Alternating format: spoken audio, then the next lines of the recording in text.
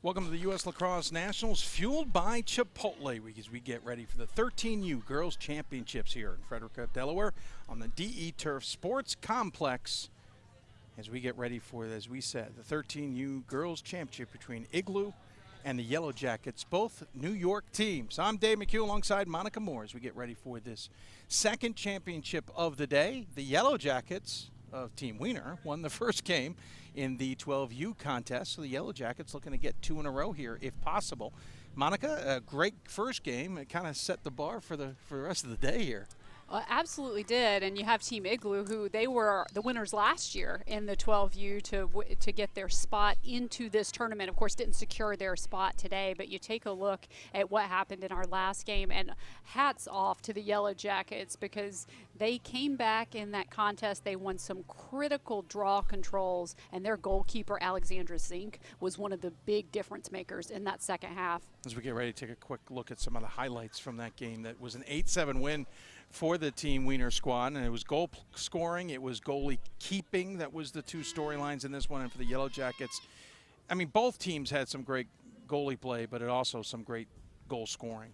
Well, certainly, and you see Choma was such a huge factor, and then of course on the other end of the field for the Blue Crabs, they really had some players step up as well. And so it was just a great opening game of lacrosse. It was close from start to finish, and D'Antuono, who had 2 goals in the second half, absolutely outstanding, including the game winner. Yeah, they came from 7-5 down with 11.5 left. D'Antuono had a hat trick with the 2 final goals of the game to win it 8-7, and this is the stat leaders for this, or for that Yellow Jacket squad. D'Antuono with the 3 goals, 2 ground balls, Chomo with a goal and 3 ground balls, and Zenk with the 7 saves.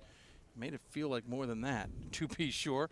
For the Lady Blue Crabs, which represented Maryland and Delaware, Leach led the way, also with a hat trick and a ground ball. Quaid with a goal, 6 saves for Smith as both teams showed off their skills.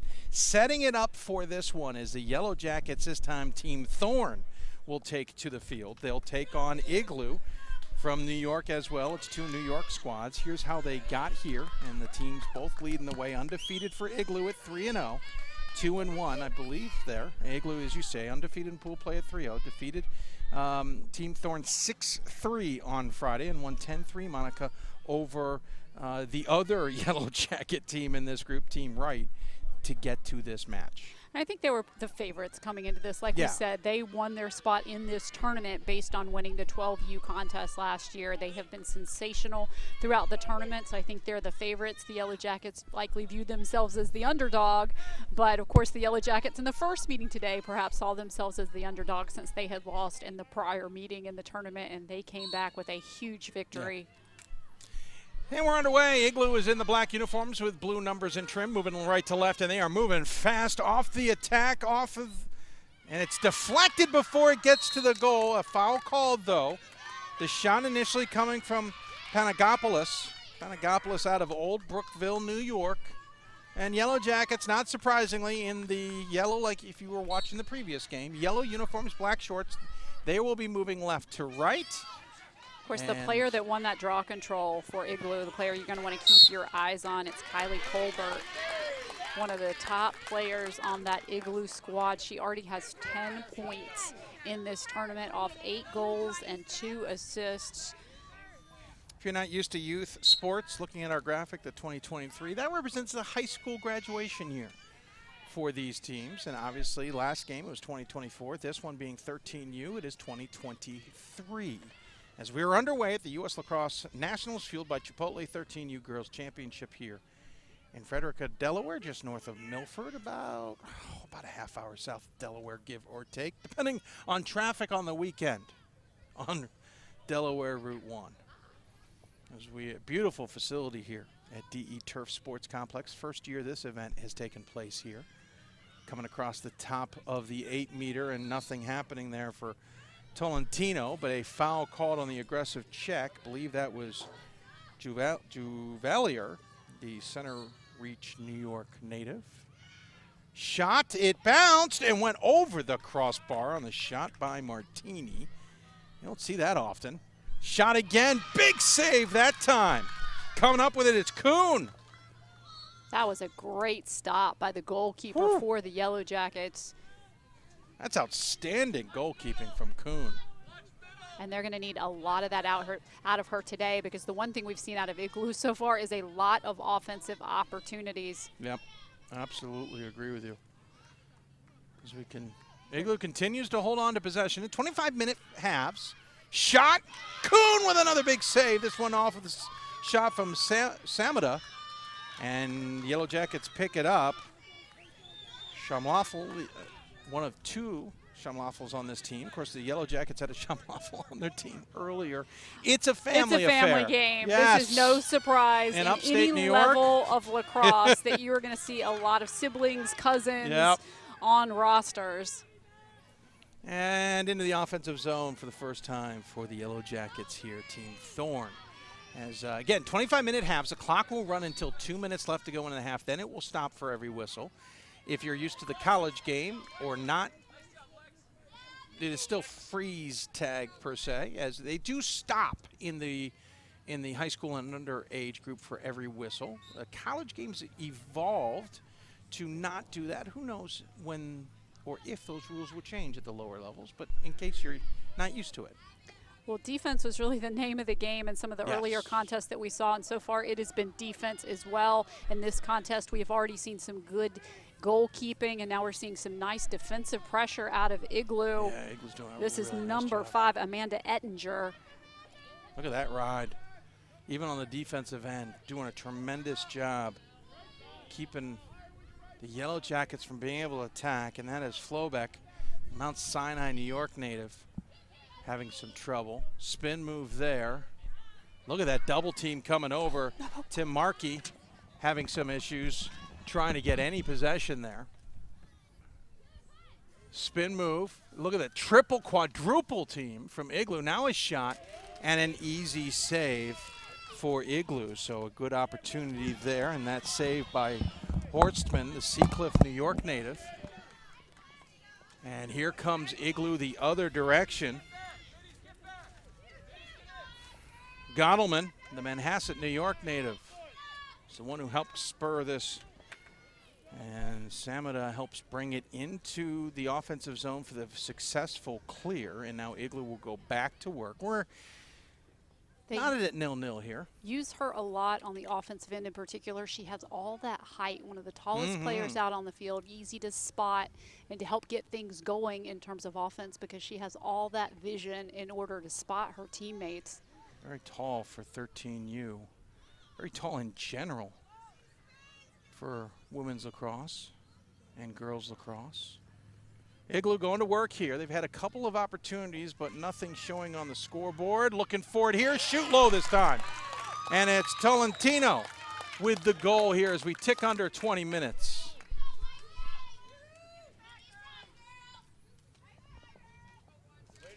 So 20-minute mark, goal for Igloo. And it's Tolentino with the effort. You'll see it again here. Shoots, and she goes low. The advantage there is, anybody would know, including Monica, when you go low, it's easier to beat a goalie like Kuhn, who has already shown a lot of skill from the waist up and being able to take the high shots on. When Tolentino is having a great tournament so far. She's one of the lefties out on the field. They actually just moved her to midfield from attack and has just been having an absolutely outstanding tournament for Igloo, and they definitely needed to break through this defense and get on the scoreboard, and Tolentino doing a nice job. A little note on Kuhn, she's new to this program, and 19 saves, 12 against in this tournament, which is a pretty staggering number. DeMeo coming up with that draw control win for Igloo. And they have owned time of possession in this contest so far, and that's going to be a big factor if the Yellow Jackets can't win possession. And, of course, the second chance, third chance opportunities that Igloo has been getting early on, a factor as well. Fernandez called for the foul. She will now go behind. I believe that is Martini with possession. Nope, not even close, Dave. That is Radin. Radin will get a free position on the near side, on the near fan. Going behind will be Sabella. So Radin, the Long Beach, New York native, with a great opportunity here to try and make this a 2-0 game. Right off of Kuhn's cross. That's a little bit of a tough angle there. Yep, that's always a tougher angle. Yellow Jackets showing speed here, quickly in transition, heading downfield to Carlo with it. A little fake. Nice step up by the defense there to snuff out the opportunity initially. Pass in front, shot and a goal. Pass in front to Spezio.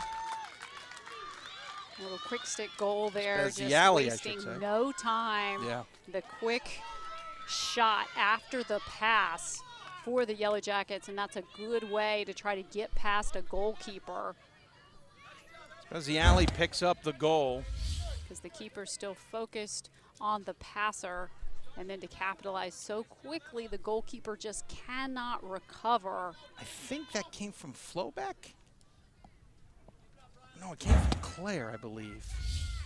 So Claire looks like gets that assist and ties the game, much like the other Yellow Jacket squad we had in the 12U game. They went up 1-0, but it was the quick response that has been a hallmark of these Yellow Jacket teams to get back into or tie games. Of course, in both cases here, Monica, Yellow Jackets are kind of the underdog, taking on the undefeated squad in these title games. Excellent speed once again out of Klein. Taylor Klein out of Mount Sinai. Yeah, Klein chased that one down relatively easily. As we go into the far corner, and about 15 left to go in this first half. Again, it is 25-minute running clock until we get to the 2-minute mark for most of these.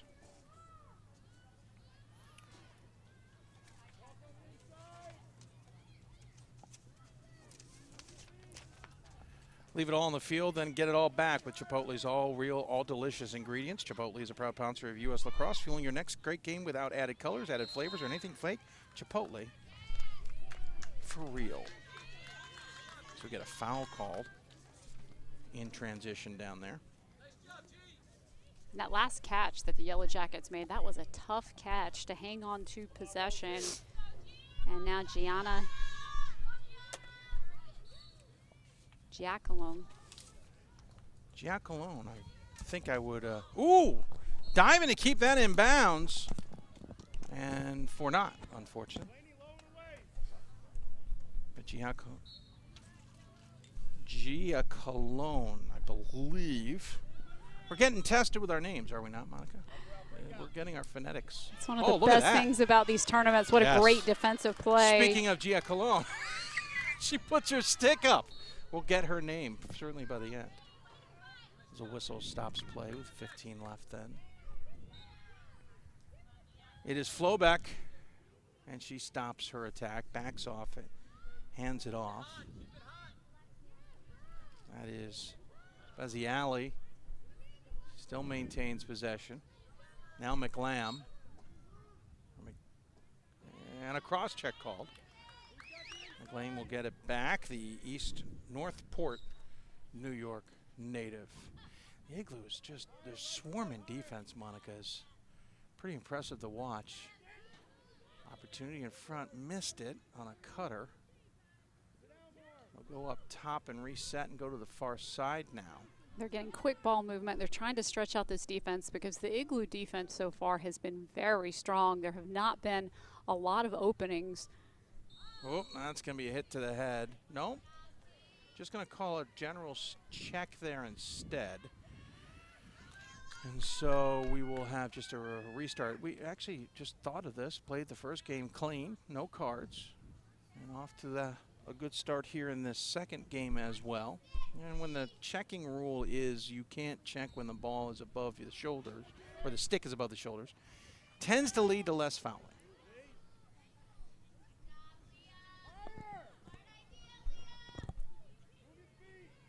And again, the defense just absolutely mirroring the sticks of the players on offense. There has been no daylight, so an opportunity here coming up for the Yellow Jackets because they are having a difficult time right now, even seeing teammates and getting passes off because the defense has done such a good job shadowing. Alley forced a shooting space violation call, but then shoots high, and that's a pretty easy save. For the Sea Cliff New York native Horstman, Rose Quinn Horstman picks up the save there. And here comes Igloo the other direction. Full on ride here from the Yellow Jackets.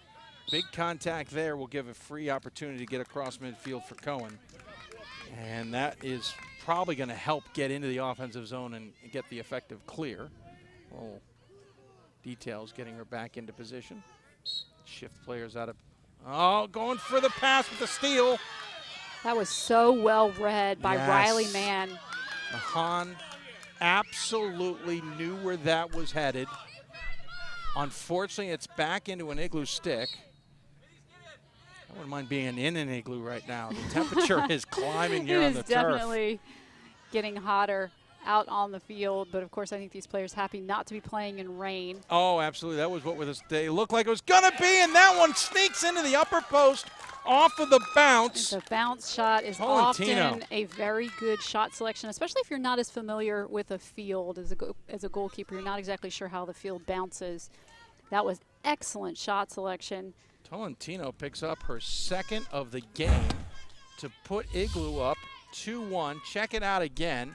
Shake and bake, cuts to the right, fakes back to the left, Monica, and there's your bounce shot. And this is the 6th goal of the tournament for Tolentino. She also has 2 assists, so that's 8 points on the weekend. Really, again, having a fantastic tournament. Morris will go to the center for the draw here for Igloo. She's taking on, I'm sorry, that is not Morris, that is Panagopoulos. She's taking on DC, Port Jefferson Station, New York native for the Yellow Jackets. Oh, way up there. And somehow, Yellow Jackets come out with it. It is Claire showing off her speed. Defender trips and falls. And the Yellow Jackets can't take advantage of the opportunity. They trail 2-1 in this one. We are about midway through the first half. Again, running clock until we get to the 2-minute mark. Then the clock will stop at every whistle. This is the 13U Championship. Championship number 2 of 3 here at the U.S. Lacrosse Nationals, fueled by Chipotle here at the DE Turf Sports Complex at Frederica, Delaware. And again, you're just seeing the intensity on defense. I know I keep talking a lot about it, but I mean, this is fantastic team defense right here. Slides are coming. People are doing such a good job shadowing sticks, not giving out openings, and she scores anyway. I was going to say, no angle there, no opportunity it looked like, but Tamarki doesn't care, and she picks up her first goal as we hit the 10-minute mark. Well, and again, the thing about that goal is it was not an easy goal to score, and she did it anyway. Excellent individual effort here through a defense that was just all over the place, and somehow she creates an opening to work through the defense. She split the double team and then and even beat the slide coming over. There were 3 players she essentially beat there, Monica. Very impressive for the Yellow Jackets to tie things up again.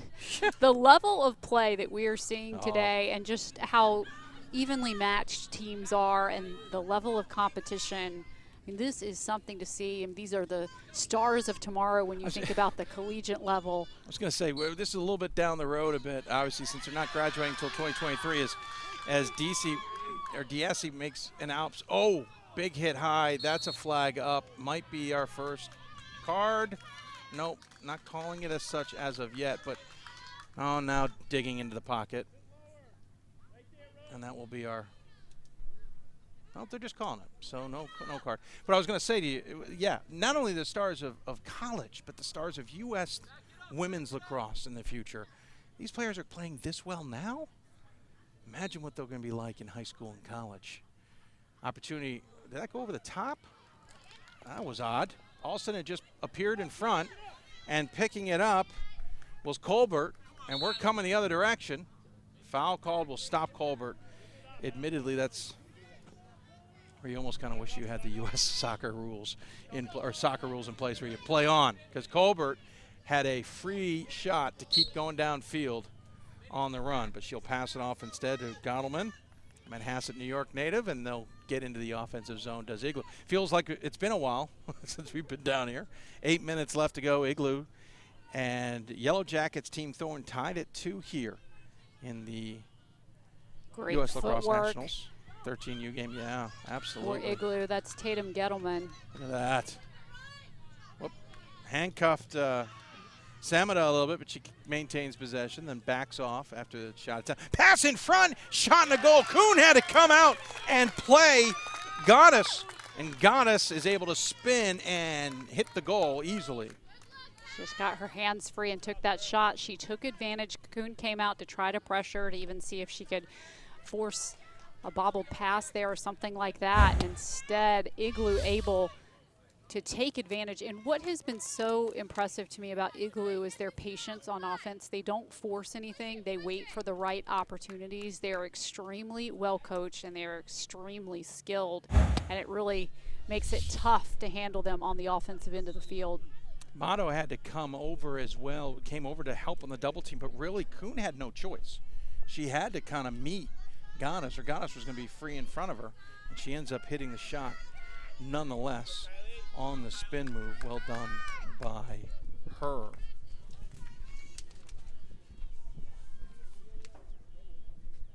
U.S. Lacrosse is the national governing body of lacrosse and membership organization of nearly 450,000 dedicated players, parents, coaches, officials, and leaders of the game. U.S. Lacrosse would like to thank national partners Greenfields and Nationwide for supporting our mission. You, too, can support our efforts by developing lacrosse all over the country by making a secure tax-deductible donation today at uslacrosse.org/donate. And the Yellow Jackets, Monica, are starting to dominate. These draw controls are Draws. such heavily contested battles between these two teams, but a great draw control win on that possession for the Yellow Jackets, and it was really a team win for them as well. There's no stat for that, but Less than 6 to play here in the first half. 3-2 game for the Igloo right now, who have led by 1 goal at 1-0, 2-1, and 3-2. Yellow Jackets have tied it, but have not taken the lead at any point. They have possession, though. DiCarlo with it. Passes it off. Opportunity in front, and it's a tie. Wow. And what they were able to do on this possession that they have not been able to do on earlier possessions is the quick ball movement. Because the defense has been so stifling by Igloo, they've not been able to take advantage of the quick ball movement, which is one good way to get your goalkeeper a little off kilter to get a good shot opportunity. But this time the ball movement was absolutely fantastic by the Yellow Jackets that were able to create that opening. Look at that move through the space by Speziali, who picks up her 2nd goal of the game. Look at that, just beautiful speed right through the defense. And it's not like Igloo's playing badly defensively. Yellow Jackets has just shown an extra step to get through some double teams and slides.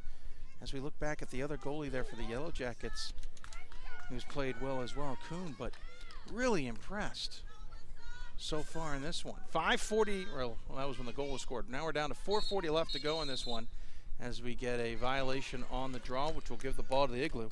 This game's been back and forth. Igloo's led by a goal, and Yellow Jackets have responded each time. And we're tied at 3. Again, U.S. Lacrosse Nationals, fueled by Chipotle. We're at 13U Girls Championship game here, tied at 3 between Igloo and Yellow Jackets Team Thorne. See the speed of Colbert. I mean, she is such a special player. Just been watching her out on the field. Everything that she does, even when she's off ball. That's an illegal screen. Is going to go the other direction. Thought we saw one earlier. Igloo will get called for it. By the way, she's Monica Moore. I'm Dave McHugh. Hope you're enjoying this broadcast on U.S. Lacrosse Nationals. I want to thank them and our partners for providing this for you. Seeing it in all aspects of and opportunities as we get a call. That one I don't see often, Monica. The trailing defender with a foul call. You don't see that called that often. Looked like she was stick checking from behind, maybe. The disadvantage is it stopped the mini breakaway there from McLean. But McLean brings it into the zone anyway, and Yellow Jackets looking to take advantage, maybe get their first lead of the game. Shot and goal, they do. Hard work from Flobeck, and the Yellow Jackets have scored 2 straight and taken their first lead. And this has been a huge turn of events for the Yellow Jackets because I thought they struggled a little bit early on with the Igloo defense. And here they score in a bit of a transition effort. On the prior opportunity, they got some really good ball movement, were able to exploit some gaps. So they may be figuring this out a little bit. They have looked very strong off of their last 2 possessions. They've been exploiting their speed to get around defenders, and that was a great effort by number 23, Leah Flobeck. Yeah, Flobeck beat Ettinger that time. And then, as you could see, she had Horseman committed already to try and stopping the upper corner. Horseman, though, a little bit shorter than Flobeck. Flobeck had all kinds of time in her world to make that a goal-scoring opportunity. So Igloo finds themselves down for the first time in this game. They win the draw, which has been certainly more than important. And now Cohen has it, and Igloo's looking to tie it up. Now Colbert has it. Spin move. Shot! Just missed. Backed up well that time by Martini.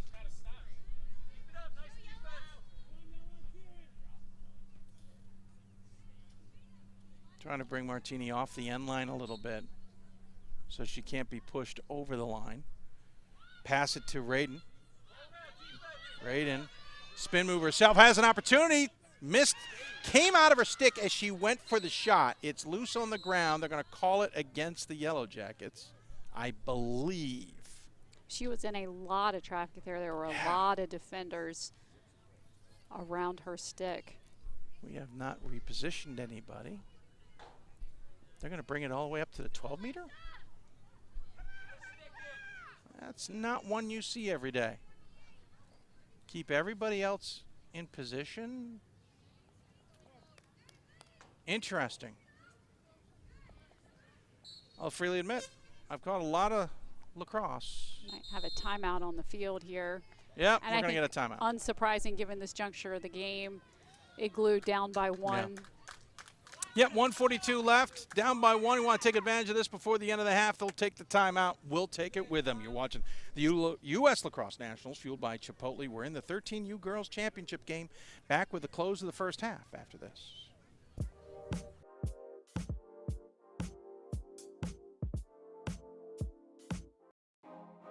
Our primary goal is to positively impact every child exposed to the sport. USA on 3! 1, 2, 3! USA! If they're having fun while they're learning, that's what it's all about.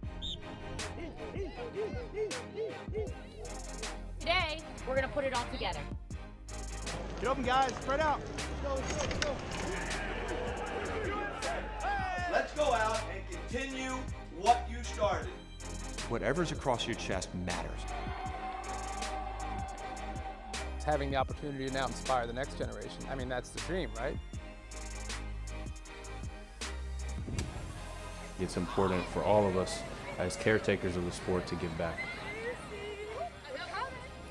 My man, right? You need heart.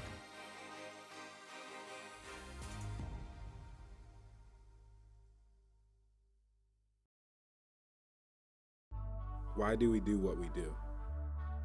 Well, we believe that participation in lacrosse positively influences lives. We believe lacrosse should be open to all kids that want to play. We believe in a future that offers everyone the opportunity to participate. USLacrosse is a nonprofit organization that provides resources to fuel the sport's growth and development. Support our efforts at uslacrosse.org. The 2018 U.S. Lacrosse Nationals, fueled by Chipotle, are proudly presented by The Pearl, Motive Pure, Sisu, Impact Canopy, LaxCon, Lacrosse Magazine, Northwest Designs, NXT, U.S. Lacrosse, and fueled by Chipotle.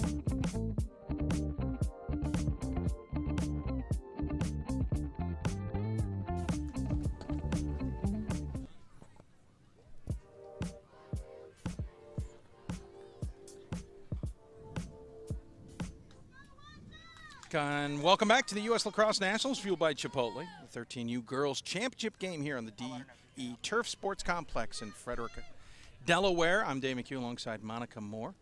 And a great battle, just as we saw. Whoa, hey, Now that is called dedication. You're going to need a lot of bananas if you're a player here because it is hot on the field, but I don't think that's a choice in front of us. Nonetheless, Yellow Jackets of Team Thorne up 4-3 on the undefeated favorites Igloo here in this 13U Girls Championship game, Monica. And much like the 12U Championship game, it has been a thriller since the first draw. And we'll see what they've drawn up here coming out of halftime for the last minute and 42 seconds. Well, they immediately clear one player off the field. Two players are going to come off. They're going to make a quick sub here. So they're playing two players down right now, which is a help to the defense. But a good job so far here by Raiden to hold on to possession despite the disadvantage. Now they got their two players in, and Igloo's in control. Samada and Tolentino were the two players that came in. Big hit was Samada. That's the second time she's been called for an illegal screen, Monica, and they call it offensive. I'm not sure. I saw it in the corner of my eye. You also wonder sometimes if just the contact breeded the call, not necessarily an illegality. Regardless, that is a huge call yes. to end up this first half because it gives the Yellow Jackets another opportunity here, and they have really been clicking Look on at this. offense. Off the post and picks up the rebound. So Yellow Jackets continuing to keep the pressure here. The shot off the post that time, but maintaining possession more importantly. 42 seconds left to go here. And they would love to go into the half with a 2-goal lead if they can. Pass in front, missed it. And looks like a hit afterward, yeah. But I wonder if one thing that they alley. have been talking about is getting rid of the ball quicker because they have been doing a much better job of that as this half has gone on. Hope that she is okay. I think she is. I think there was a conversation on whether Smitty Alley goes for the shot here. I'll be honest, I don't see it. I was on the far side, so I can't tell you. Yeah, it's tough to tell. Tough to tell. You know, often in the college game that will get a card, but yeah, I didn't see it. Yeah, if it was anything, it was on the far side of us. Can't see it as well. No cards yet in this game. No cards in the earlier game either. 23 seconds left, though.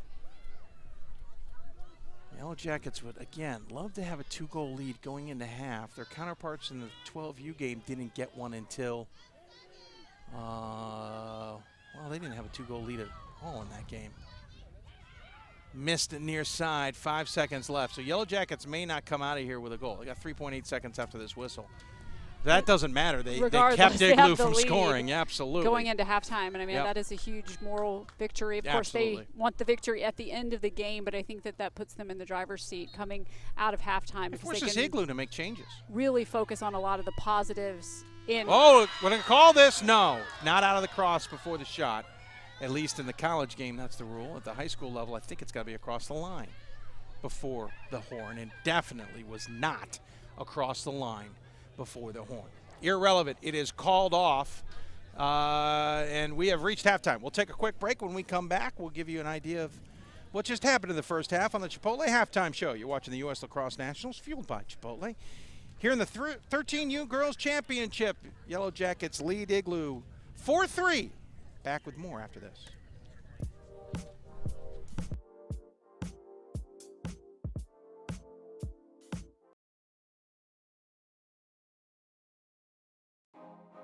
Our primary goal is to positively impact every child exposed to the sport. USA on 3! 1, 2, 3! USA!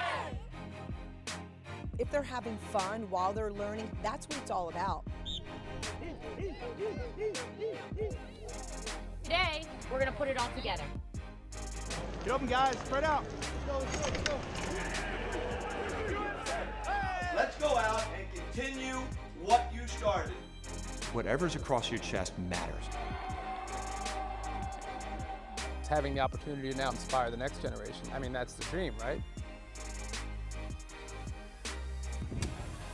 It's important for all of us as caretakers of the sport to give back. Not bad, all right? You need heart.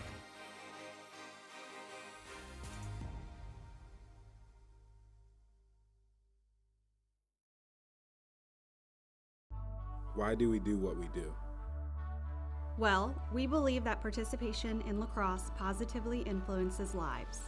We believe lacrosse should be open to all kids that want to play. We believe in a future that offers everyone the opportunity to participate.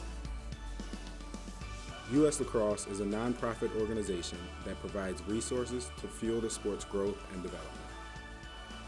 Support our efforts at uslacrosse.org. The 2018 US Lacrosse Nationals, fueled by Chipotle, are proudly presented by The Pearl, Motive Pure, Sisu, Impact Canopy, LaxCon, Lacrosse Magazine, Northwest Designs, NXT, US Lacrosse, and fueled by Chipotle.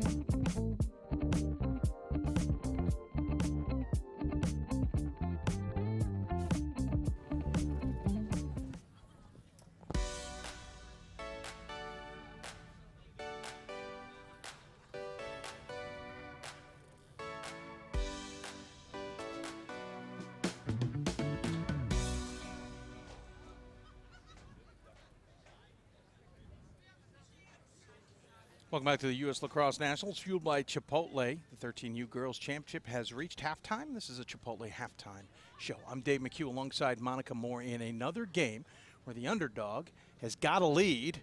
It is another underdog named the Yellow Jackets. This time Team Thorne leads 4-3 over Igloo, the undefeated team in the 13U category. And Monica, as we take a look at the highlights here, Yellow Jackets, once again, kind of a status quo for them, finding ways to not only score, but then stop the better team. They really figured some things out during the latter half of the first half, because in the first part of the first half, it was all Igloo. They took a number of shots. They had a lot of time of possession, and it was the goalkeeper doing a great job. But Tolentino was unstoppable during the opening minutes of this contest. And the Yellow Jackets would get back there. Speziali there, her first goal, making it 1-1. Nice save there from Horstman on a free position. Igloo, as you said, getting up. Tolentino, 2 straight goals. There's her second. Actually, that one is, yeah, that's Tolentino. Nice stick work and leg footwork there. But again, Yellow Jackets come back. Monica, it's been the theme of the first half. Yellow Jackets keep responding. They had great ball movement, which contributed to some of these goals. They capitalized in transition. They figured some things out with this Igloo defense and did a really nice job. Gotta scores that one. Then Speziali there, sneaking through, scores her second of the half. Flowback would add one more on here. Look at that hesitation. Beats near side despite trying to cover it up there by Horstman. And that is where we are at 4-3. We'll take another break, come back, and get you ready for second half action. You're watching the U.S. Lacrosse Nationals, fueled by Chipotle, here at the Chipotle Halftime Show. Back with more after this.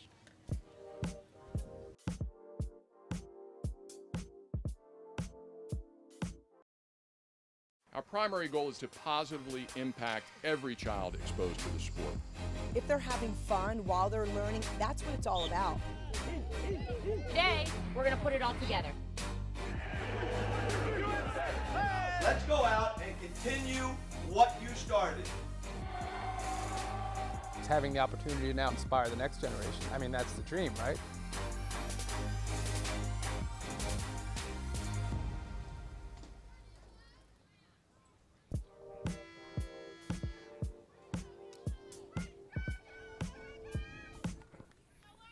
Welcome back to the Chipotle Halftime Show here at the U.S. Lacrosse Nationals 13U Girls Championship. We'll take a look at the stats from this one, and the Yellow Jackets Team Thorne with a 4-3 lead. Obviously shots, look at that, pretty even. Saves are thus going to be even, but ground ball is the big one so far, and that's kind of helped Monica Yellow Jackets get a little bit of control there in the second half, the second quarter of the game, really. And, you know, it's interesting because we talked a little bit about how scrappy the Yellow Jackets team was in the 12U game, and that has been true in this game as well. So that must be characteristic of these Yellow Jacket squads, which are, again, are from upstate New York, so we don't get to see them play as often as some of the teams around here. Underway here in second half, Speziali with 2 goals, as noted on those stats. We also should mention Tolentino for Igloo has 2 goals as we are underway. And another note here, the temperature has climbed enough, especially on a turf field, as we get a stoppage here. We will get a stoppage at the 13-minute mark for a water break for these players and a water break for your commentators. Trust me, we need it just as much, but they need it more than we do. As we get going here, it is Samada with possession.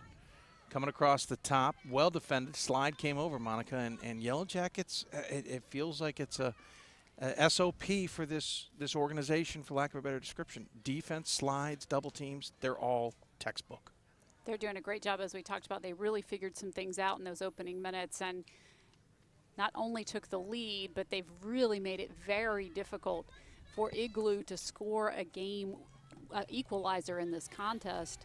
And you see right now they're just pushing them outside, not allowing some of the opening and gaps that we saw in the opening minutes of this contest. Yeah, they're not getting inside the 8-meter. The Samada there, and Kuhn with an incredible save.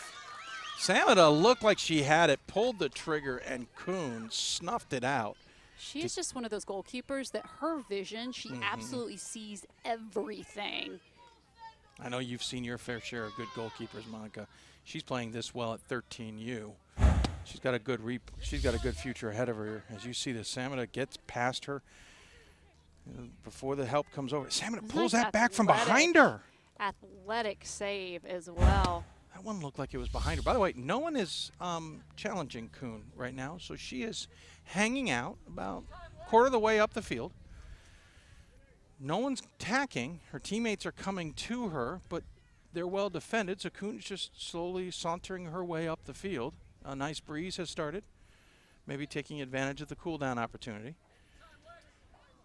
She's kind of nodding to her teammates, trying to get them to move around for her. As we get a break here, and a whistle gives me a chance to mention that the Pearl by Guardian is the official ball of U.S. Lacrosse. The Pearl is NOC certified and meets the new softer, safer standard. The American-made ball never creases or hardens. Order multiple buckets and save with special bulk pricing by calling 770-667-6004. That's 770-667-6004 for the Pearl. Nice steal in front, Monica. The defender saw that coming. Nicely done by Laffey. And a big contact, though, with the AC, and that is our first card of the day. Between any match, the AC picks it up for being a little too aggressive there with the check. So that's going to be a 2-minute releasable penalty against the Yellow Jackets, so they will be playing a man down. This will be a good opportunity on offense here for Igloo to try to get that equalizer they've been looking for. As you said, releasable, so they'll have it for as long as the 2 minutes or until they score. So we'll see what happens at approximately the 22:10 mark, but, well, doesn't matter because we got a goal. Igloo scores. I was about to say it's going to be roughly, depending on the table's decision, on 2 minutes, but we have a goal anyway, so it's irrelevant as quickly Igloo ties this one up. And that was a great job by Igloo, just taking advantage of the situation, playing with no fear. They knew they didn't have to rush anything. There was plenty of time on the penalty, but she had the opening and took advantage. Paris Panagopoulos. There's a name for you. You get points. And that is 7 goals and 2 assists now in this tournament for Panagopoulos. Panagopoulos unofficially unassisted on the advantage. Ties it at 4. That's what Igloo's looking for, Monica. They kind of needed a break. They hadn't scored since the 7:40 mark of the first half remaining in the game to go up 3-2. So they now at least have tied it here at 4. And once again, those draws. Oh, that's going to that's going to go a yellow card against. And those are really must calls right there because the officials work so hard out on the field for safety, and nothing intentional there in the slightest. That's just players going after the ball, but when that happens, because they desperately try to keep things safe out on the field, you will see those yellow cards. And again, doesn't mean anything was intentional at all. She was going for a quick check, mistimed it, hit her in the head. Panagopoulos is the one who picks up the foul after just tying the game. So she's got a 2-minute penalty here. And Taylor Klein just doing such a nice job on that draw control. Yep. We're back at it here, though. Yellow Jackets want to take advantage of this. Spun into the other side of the double team. Somehow, Keat goes low. Tamarki has about 6 things going on there, Monica. One of them, she spins back into a defender, still maintains possession, then gets into the crease. There's 2 defenders coming. She somehow gets her stick from high to low and scores. The word that comes to mind during that turn of events was composure. In order to make that move, to keep the ball in her stick, to take the exact shot that she wanted, as you're going to see her here reverse. All the defenders are converging once again just through all that traffic, is so patient, doesn't force anything, and gets the opportunity that she wanted. I mean, that was an exceptional play, and we're seeing the impact of being man down, because that is 2 back-to-back man down goals. And we should point out, Panagopoulos is still in the box, so it is a full ride 2 minutes. It's an unreleasable due to the type of penalty. So the Yellow Jackets would love to take advantage of it, though time is technically running out because it's at a running clock. And these last 2 draw control wins by the Yellow Jackets, you can tell they're wanting to take advantage here, even though that was an overpass. Yeah. Igloo now just wants to run the clock here, as they are still a player down and will be for about 30 seconds or more, but the Yellow Jackets get it back. Quickly coming up field is Bado. Bado, the Wanda, New York native, spin move, runs into a defender. Flag was up, which is going to give Bado a free position. However, they haven't released her yet. The footwork that we're seeing out of these players for the Yellow Jackets, because you think about back to the Tamarki goal, the footwork that she displayed on that possession, and then seeing it again here. This time it is number 13, Nicole Baldo. We should point out that Panagopoulos is back on the field, but they haven't gotten that player into the zone. So there's still a man advantage in terms of numbers here. Missed it on the near side. Going for the long shot there was Bado. I'm going to say it was backed up by the Yellow Jackets. Oh, no, backed up by the Yellow Jackets, so that will give them the chance to keep the pressure up here against Igloo. Looking to extend the lead. Shot and a goal, and they do. Comes this time from Beardsley, the North Syracuse, New York native.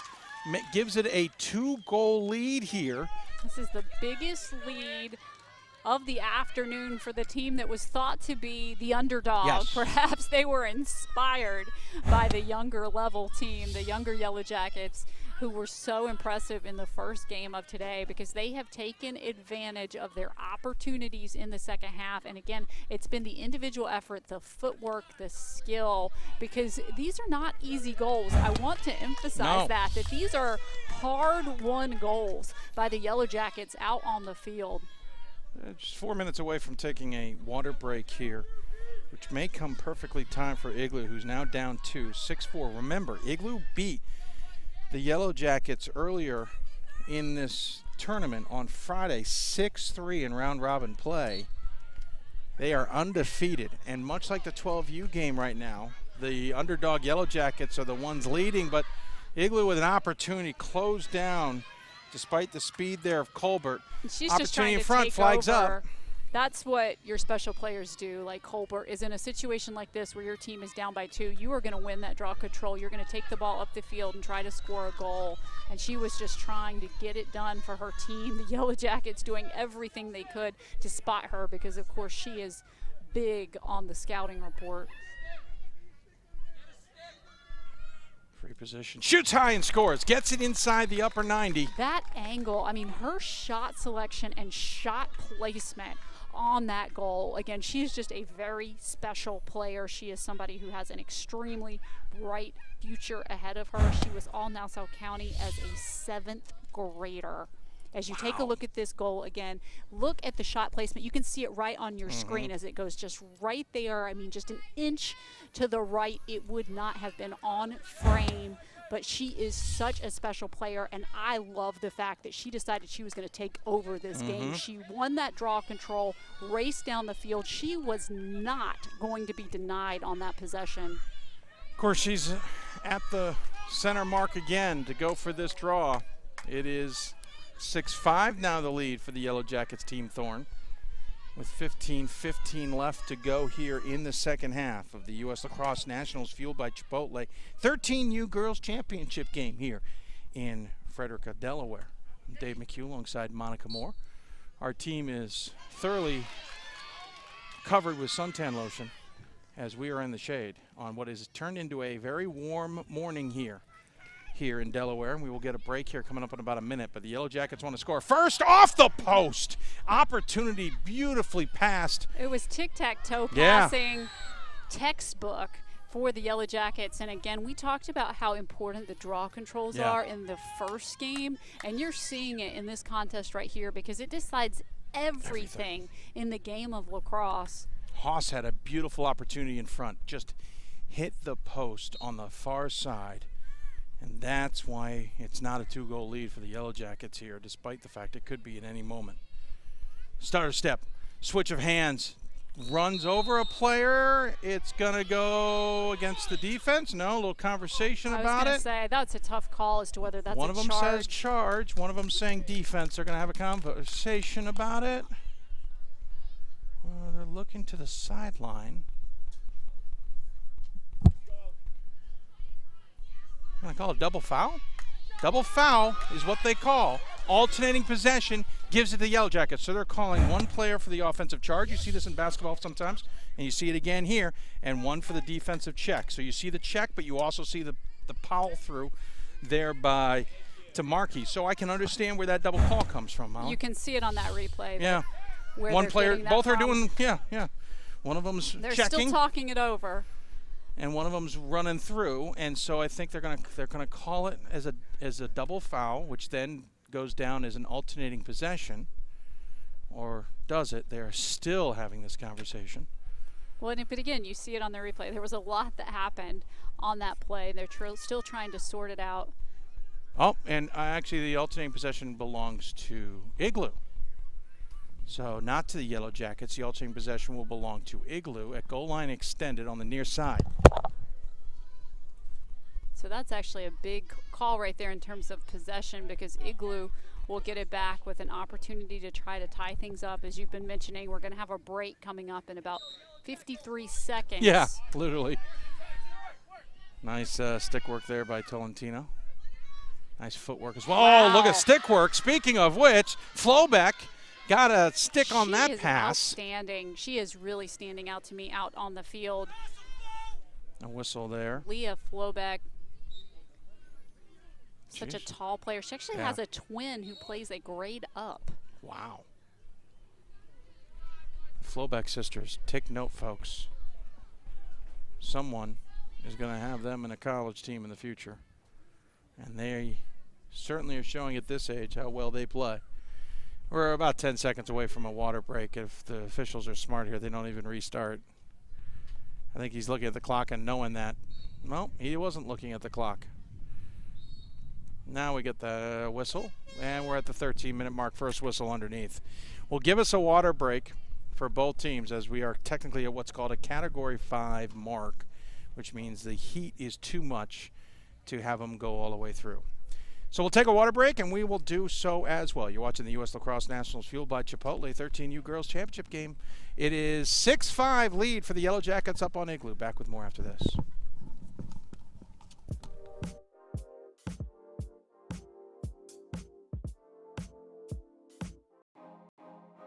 Our primary goal is to positively impact every child exposed to the sport. USA on three! 1, 2, 3! USA! If they're having fun while they're learning, that's what it's all about. Today, we're going to put it all together. Get open, guys. Spread out. Let's go out and continue what you started. Whatever's across your chest matters. It's having the opportunity to now inspire the next generation. I mean, that's the dream, right? It's important for all of us as caretakers of the sport to give back. Not bad, right? You need heart.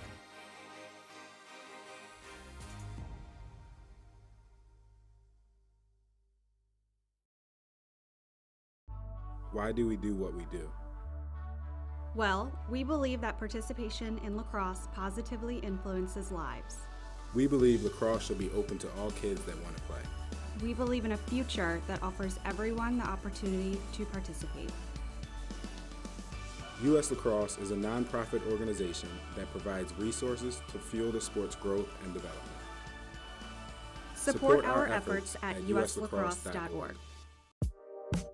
The 2018 U.S. Lacrosse Nationals, fueled by Chipotle, are proudly presented by The Pearl, Motive Pure, Sisu, Impact Canopy, LaxCon, Lacrosse Magazine, Northwest Designs, NXT, U.S. Lacrosse, and fueled by Chipotle.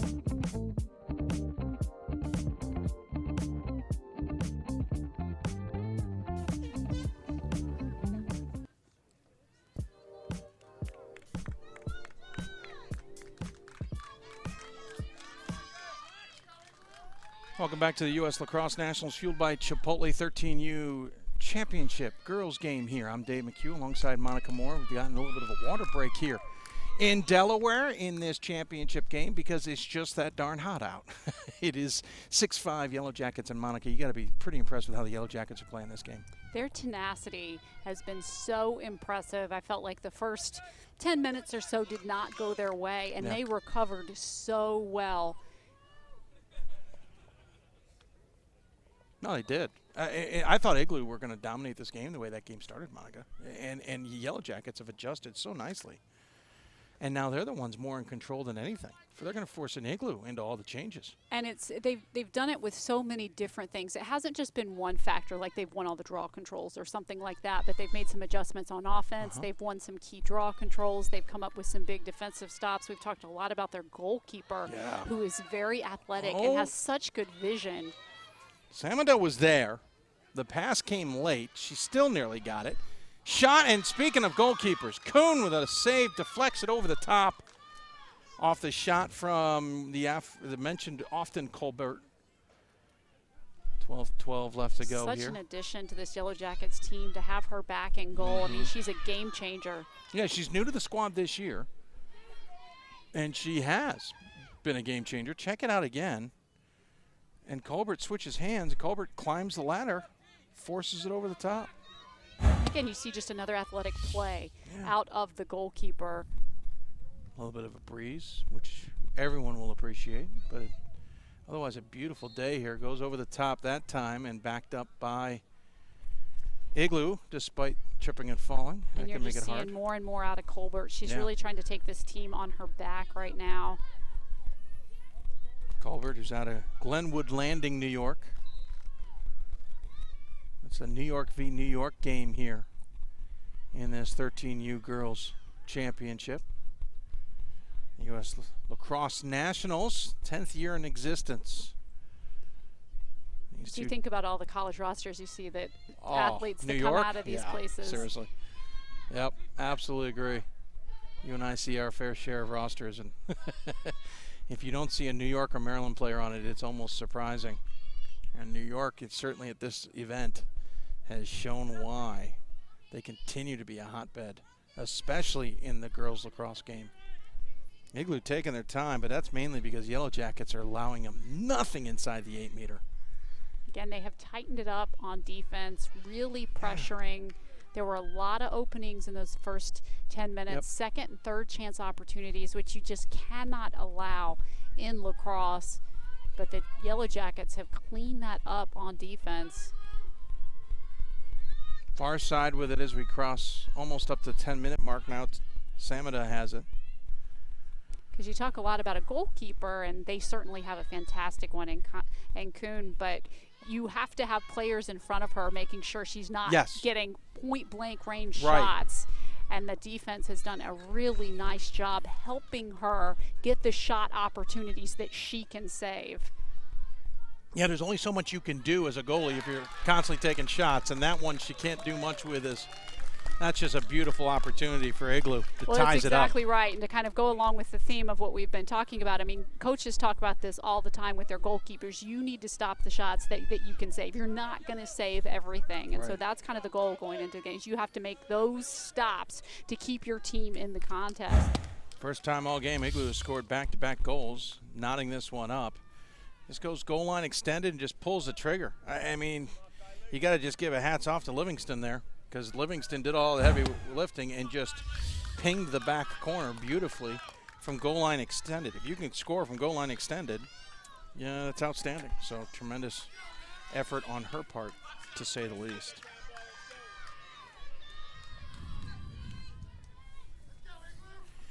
CISO guards are thin, bright, boomerang-shaped hunks of technology that offer more protection with less mouthguard. Talk naturally and breathe normally with CISO, the official mouthguard of US Lacrosse and Team USA. Learn more at CISOguard.com. There's another draw control win now for Igloo. And Maliki, you and I have called enough women's and girls lacrosse games, and you have preached it already in this one. The way of the draw control is the way of the game.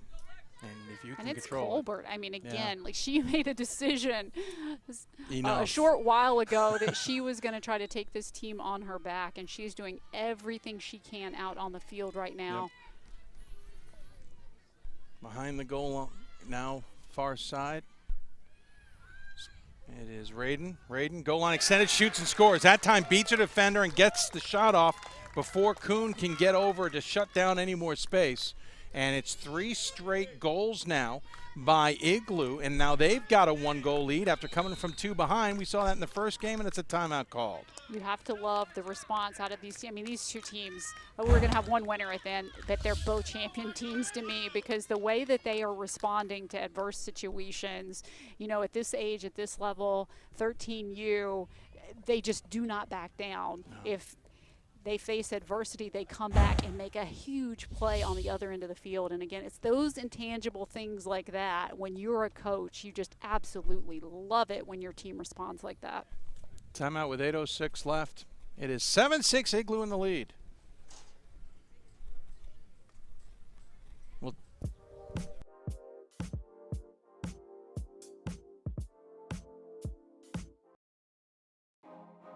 Our primary goal is to positively impact every child exposed to the sport.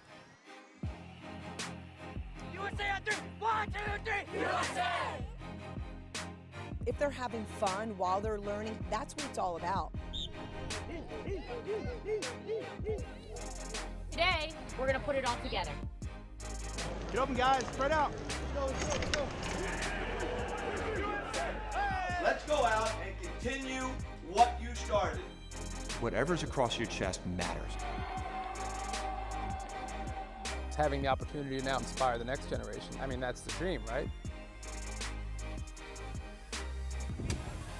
It's important for all of us as caretakers of the sport to give back. Not bad, all right? You need heart.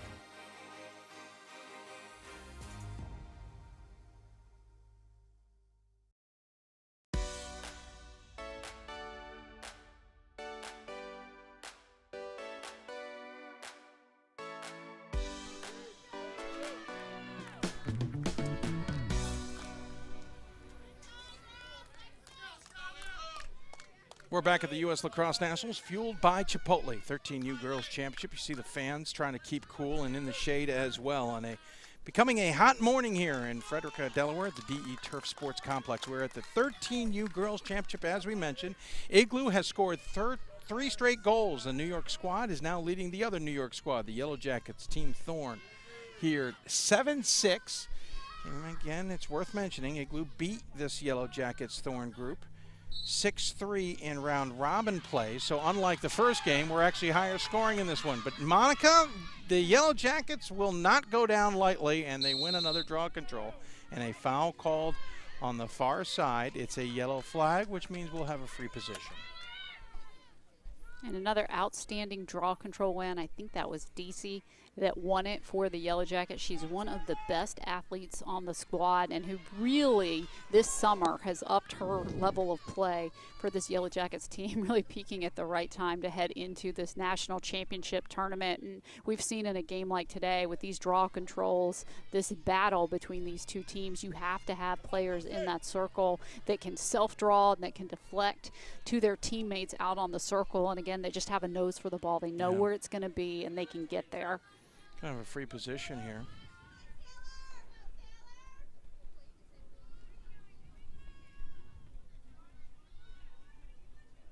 A little movement of players. A free position on the far side. Good angle, but a lot of Igloo players around. Smartly just calls it off. Haas backs it out, and then we'll reset from there. It's sometimes hard to realize that. You see a free position, Monica, and you're like, take advantage of the opportunity, but she knew she wasn't going to get the shot off. No, you have to be smart, and there are much better angles than others, and you have to look at where everyone's positioned and where your teammates are and who has the best opportunity. So a lot goes into it. You know, I often hear people try to equate it with a free throw in basketball. There is no similarity to it. There's no similarity in soccer and a penalty kick, anything like that. It is a much more complicated scenario. Tripped and fallen to the ground. I'm surprised Flowback getting back to her feet, only because at this point she's got to be exhausted. She has been working her tail off. And Monica, she's going to get at least the opportunity here at a free position. And all her teammates, by the way, are on this side. So this is an interesting free position, because Monica. Of the offensive set that they're running. She's really isolated. Right. And do they call it shooting space? I think they call it shooting space. So she'll get another free position. Well, they're not free position because they've got Igloo players inside the fan, so it's not a true free position here. But again, they're playing that isolation game, and so Flowbeck had nothing open there, and she will go behind the cage. But that's okay. She smartly makes the right decision. She waits for her teammates to spread out, to give her some options or to give her a 1v1 option. Oh, got caught up there in the turf a little bit there. Klein got the turf monsters on her toes there, but stays on her feet. Great passing from the Yellow Jackets. Flag is up, and I think that's a 3-second violation.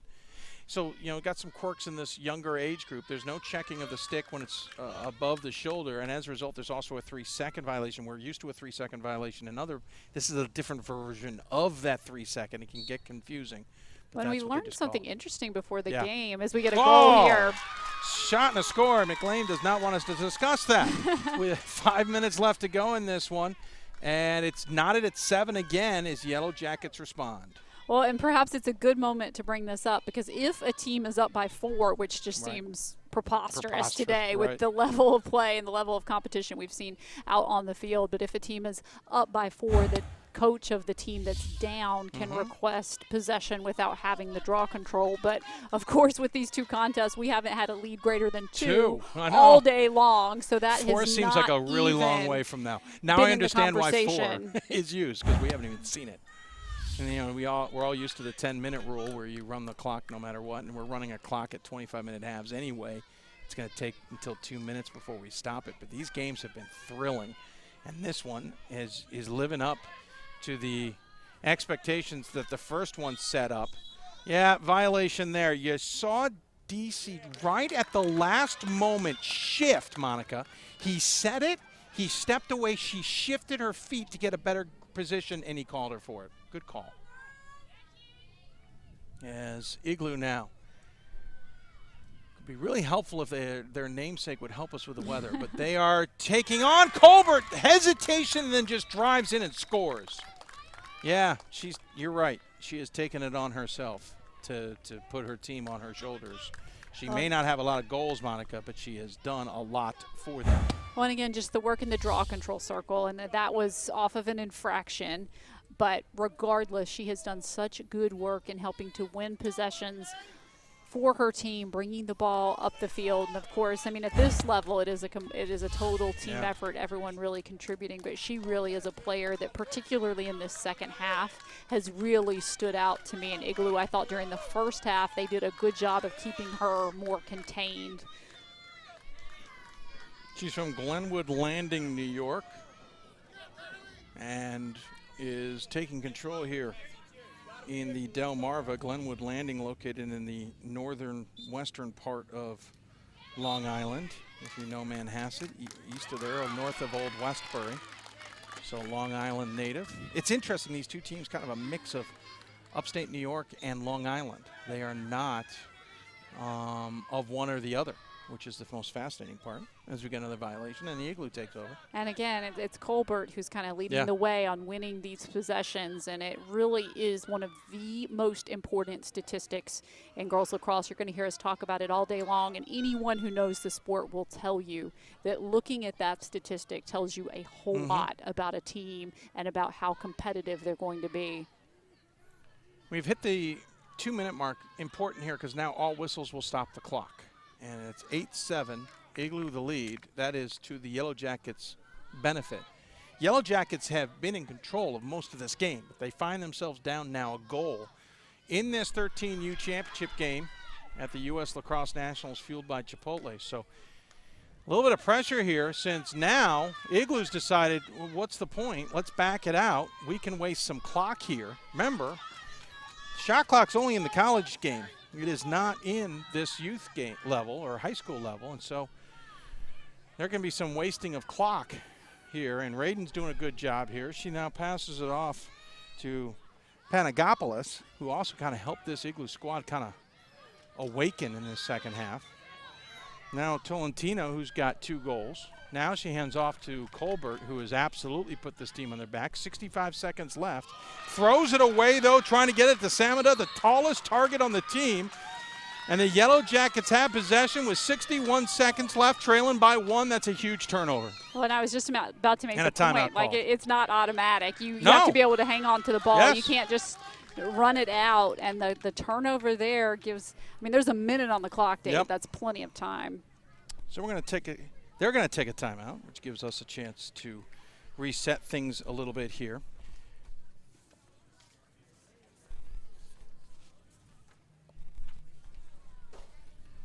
I want to thank our partners, especially NXT, for their support of things in this game. These games are not put on without a lot of support of sponsors and donations to U.S. Lacrosse. But we'll take a break, and we will come back as these teams get ready for the final 61 seconds. Igloo leads 8-7 in the U.S. Lacrosse Nationals, fueled by Chipotle 13U Girls Championships.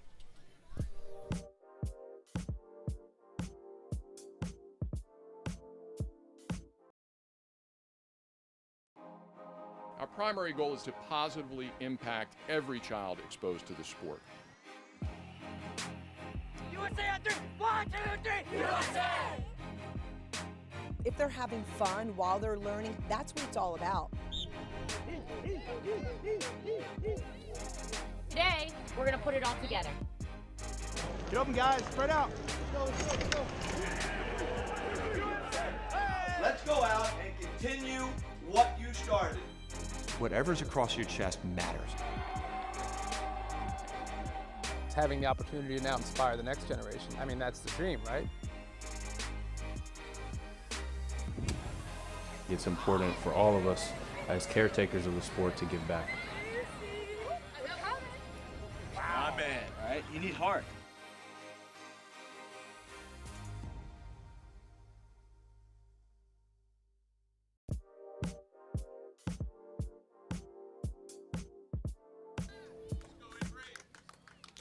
The 13U Girls Championships of the U.S. Lacrosse Nationals, fueled by Chipotle, is coming down to the end. 61 seconds left. She's Monica Moore. I'm Dave McHugh. And Monica, 61 seconds left. Yellow Jackets have the ball. What's the message in the huddle?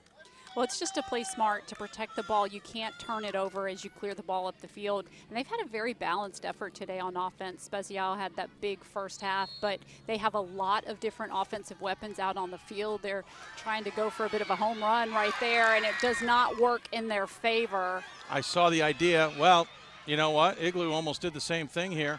It happens to fall into an Igloo stick. Livingston happens to come up with it. Foul called will keep it Igloo possession, but both teams trade home run shots there, going for the Hail Marys, and neither of them were really that successful. But that's okay for now if you're an Igloo fan, because with 42 seconds left, they've got possession, but the entire Yellow Jackets team now Forgive the again, pun we haven't used in this game. They are now swarming to the ball. You have to remember that Igloo here is playing for an automatic bid into next year's tournament. Which so they can get it twice in a row. Yeah, they got it to get into this one. If they can hold on. We should explain to people. They're in the 13U. They will qualify automatically for the 14U. They already qualified for the 13U by winning the 12U last year. There's a stick check called, 15 seconds left. It's going to be tough now for the Yellow Jackets because not only do they have to get it back, but they're going to have to somehow get downfield and beat Horstman in 15.1 seconds. I don't want to say things are impossible, but that is a tall order. One pass will probably end it, to be blunt. As we wait, there's the pass. It's turned over, but they are so deep in the end. 7 seconds left. They go for the long pass. And at this point, they had to get the ball down the field. They couldn't do it.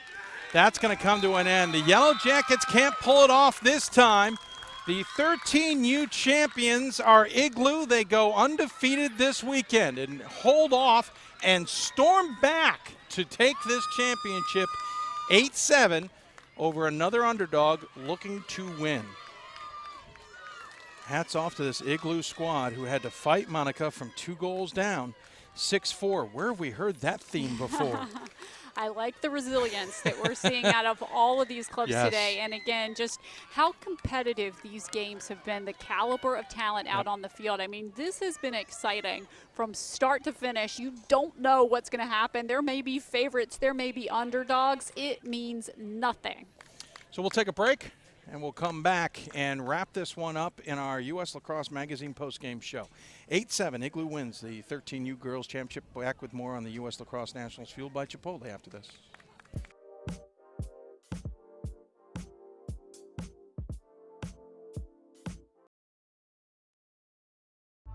Why do we do what we do? Well, we believe that participation in lacrosse positively influences lives. We believe lacrosse should be open to all kids that want to play. We believe in a future that offers everyone the opportunity to participate. USLacrosse is a nonprofit organization that provides resources to fuel the sport's growth and development. Support our efforts at uslacrosse.org. The 2018 U.S. Lacrosse Nationals, fueled by Chipotle, are proudly presented by The Pearl, Motive Pure, Sisu, Impact Canopy, LaxCon, Lacrosse Magazine, Northwest Designs, NXT, U.S. Lacrosse, and fueled by Chipotle.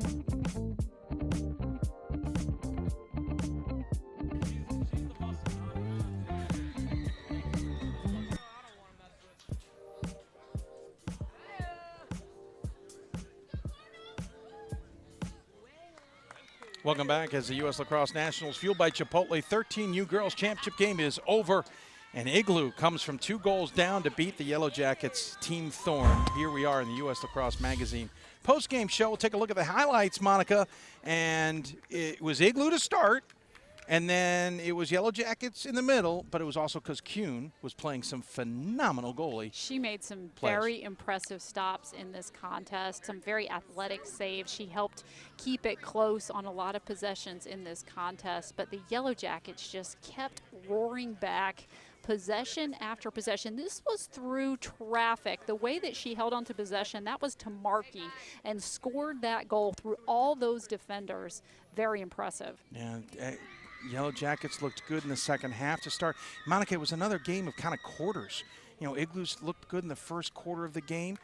Yellow Jackets looked good in the second and third quarters, and then it was Igloo who came back in the fourth quarter. You're seeing it here. Look at this shot. Goal line extended. That's an impossible angle. And we saw 2 shots very similar to that in terms of trying to beat the goalkeeper because it was a very tall order today, and somehow these teams found a way to do it. So the Yellow Jackets got up 2, and then Igloo just, it was Colbert, and you're going to find a theme with that in a moment. She puts the team on their back. She scores the winning goal. They get the automatic qualifier now 2 years in a row and will qualify the 14U. And interesting enough, we mentioned Colbert as getting the game winner. She put her team on her shoulder. Well, it might have been because of her father, Tim Colbert, the head coach. He joins us now to talk about this one. And, Coach, first off, you got to be thrilled with how your team kind of, dealt with being down 2 and coming back, but you also got to be thrilled with your daughter kind of making sure that happened. I'll give the credit to my wife on my daughter. Okay, yeah, we'll take that. Unfortunately, I can't take credit for her.